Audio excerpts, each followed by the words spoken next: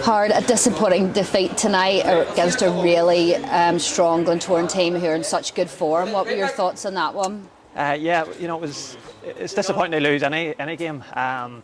We knew tonight we were in for a really tough game. Glentoran have great strength and depth in their squad.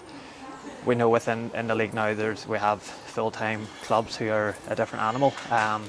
Ourselves very much part-time, and you can see tonight the difference. Like, I think for anybody here tonight, you could see maybe the fitness levels, just all those things that being full-time allows you to work on more. But we've spoken to the change room tonight and said, look, what more can we do individually and collectively as a team to just at least try and close that gap a little bit more. That's all we can do, and we need to take that moving forward. But tonight, look, we're disappointed with the first two goals. To be fair, we've started okay. I think there's a lot of good fortune with their first two goals, and we find ourselves probably 2-0 down through 2-0 goals. A bit of a miss hit and then another one a deflection too. So 2-0 at half time.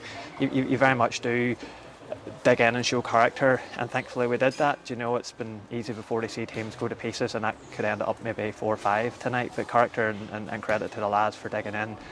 Yes, they got a third in the second half, but I felt we come out and we gave an account of ourselves in the second half. As you said, they're hard. There are positives to take from the game. It's not all negative.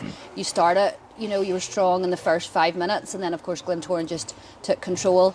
But in the second half, you restricted it to 2-0 for long periods. Yeah, absolutely. And we showed a wee bit of incentive as well in the second half. We didn't just sit in deep the whole time. We looked to play. Jonah Mitchell's had a good shot saved. We've had a header over the bar probably in the last minute.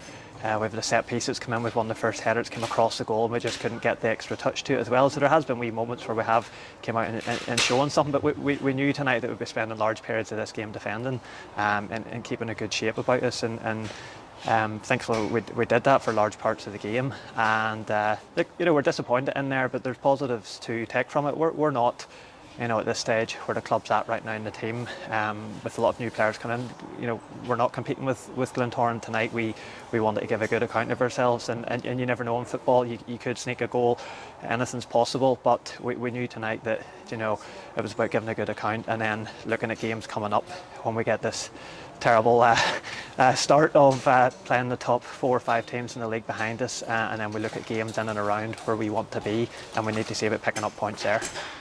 Is that what it's a case of going to the table now hard and looking at the games that are coming up? Of course, you mentioned there you've got Cliftonville, you've got a really tough start, but then do you look at games and say, well, this is one that we could be winning and we could be picking up points against other teams? I think we have to look at all our part-time teams that's in and around ourselves, and we've got to begin into those games really looking to get something out of it. We know games, Glentoran, Linfield,